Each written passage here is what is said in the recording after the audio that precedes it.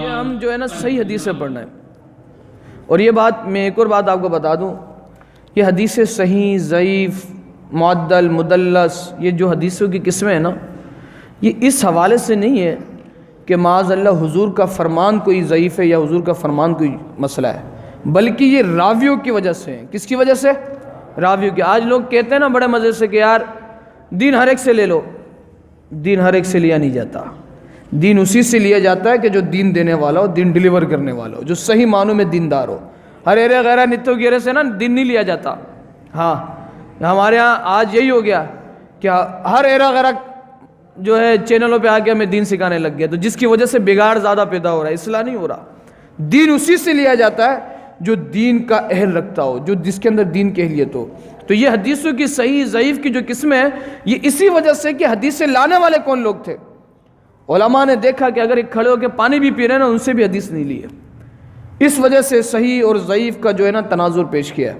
تو اب جو ہم دوسری حدیث ہم پڑھیں گے، میرا آقا علیہ الصلوۃ والسلام نے فرمایا، قال رسول اللہ صلی اللہ علیہ وسلم.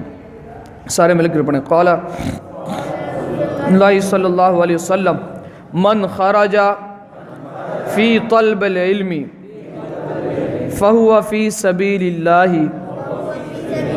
حتی یرجع. حضور صلی اللہ علیہ وسلم نے فرمایا، من خرج جو نکلا، من خرج جو نکلا، فی طلب العلم علم کی طلب میں، علم حاصل کرنے کے لیے نکلا. کیا حاصل کرنے کے لیے نکلا؟ علم حاصل کرنے کے لیے نکلا، علم دین سیکھنے کے لیے نکلا. حضور فرما رہے ہیں، من خرج فی طلب العلم فہو فی سبیل اللہ. وہ اللہ کی راہ میں ہے. وہ کس کی راہ میں؟ اللہ کی راہ میں جہاد کرنے والی کی طرح ہے. کون جہاد کرنے والی کی طرح ہے؟ جو اللہ تبارک و تعالیٰ کا دین سیکھنے کے لیے نکلا. اور پھر فرمایا حتی یرجع، یہاں تک کہ وہ لوٹ آئے اپنے گھر کی طرف. یہاں تک کہ وہ لوٹ آئے. جب تک دین سیکھنے کے لیے. آپ میں سے پتہ نہیں کتنے کہاں سے آئے. اب آپ اپنے گھر سے نکلے کہ یار آج جامع مسجد احمد میں 40 حدیث کورس کا سلسلہ ہے. آپ اپنے گھر سے نکلے ادھر آئے. آپ جیسے اپنے گھر سے قدم باہر نکالا آپ اللہ کی راہ میں ہو گئے. اللہ کے راہ میں جہاد کرنے والے کے لیے تر ہو گئے. کیوں ہو گئے؟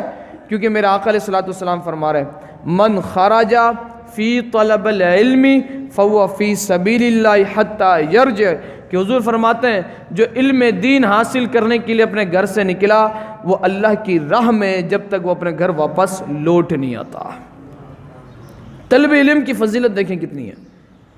یہاں تک کہ فرمایا طالب علم کی فضیلت. آج علم دین سیکھنا، یہ بات یاد رکھیے گا، زیادہ عمل کرنے سے بہتر ہے کہ تھوڑا علم حاصل کر لیں. کیا؟ زیادہ عمل کرنے سے بہتر ہے. اور یہ میرا اپنا کلام نہیں ہے، یہ حضور کا فرمان ہے. حضور نے فرمایا تمہیں چاہیے کہ تم زیادہ عمل نہیں کرو، لیکن تھوڑا علم ضرور حاصل کر لو. تھوڑا علم حاصل کرو گے تو پھر عمل کرو گے تو عمل میں فائدہ ہوگا. عمل کے اندر روحانیت پیدا ہوگی، عمل کے اندر برکتیں ہوں گی. ورنہ کتنے ایسے لوگ ہیں جو بیچارے نمازیں پڑھتے رہتے، ان کو نماز کا کچھ پتہ ہی نہیں ہوتا. کتنے ایسے لوگ ہیں جو دین کی باتیں اپنے مرضی سے کر رہے ہوتے ہیں. اب ہمیں نہیں پتہ کہ یار یہ قرآن کی آیت کا مقصد کیا ہے، اس حدیث کا مقصد کیا ہے. کیوں؟ کیونکہ ہم نے دین نہیں سیکھا، علم نہیں سیکھا. اگر ہم تھوڑا سا علم سیکھ لیتے تو ہم اپنے ایمانوں کو بچا سکتے تھے. تو تھوڑا علم سیکھنا اس لیے بہت زیادہ ضروری ہے کہ عمل اگرچہ ہمارا تھوڑا ہو لیکن علم ہمارا زیادہ ہو. جب زیادہ علم ہوگا، میں اس بات پر نہیں آپ کو موٹیویٹ کر رہا کہ آپ عمل کرنا چھوڑ دیں، میں یہ نہیں کہہ رہا بالکل بھی. میں یہ کہہ رہا ہوں کہ آپ عمل کریں لیکن اس کے ساتھ ساتھ علم بھی ضرور سیکھیں، علم ضرور حاصل کریں، پھر فائدہ ہوگا. ادروائز آپ کو کوئی فائدہ نہیں ہوگا. سمجھ میں آ رہی بات؟ تو اب میرے آقا علیہ الصلوۃ والسلام نے فرمایا، حضور کی حدیث پڑھیں، قال رسول اللہ صلی اللہ علیہ وسلم،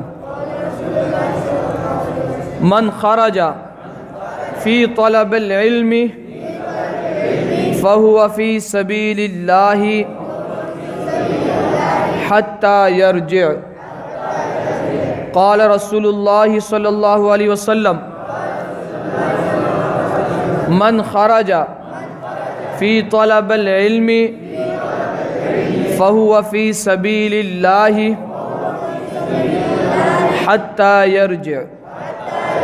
حضور علیہ الصلوۃ والسلام نے فرمایا جو نکلا علم دین سیکھنے کے لیے، کس کے لیے؟ علم دین سیکھنے کے لیے اپنے گھر سے نکلا، وہ اللہ کی راہ میں یہاں تک کہ وہ اپنے گھر واپس لوٹ آئے. اللہ اللہ اللہ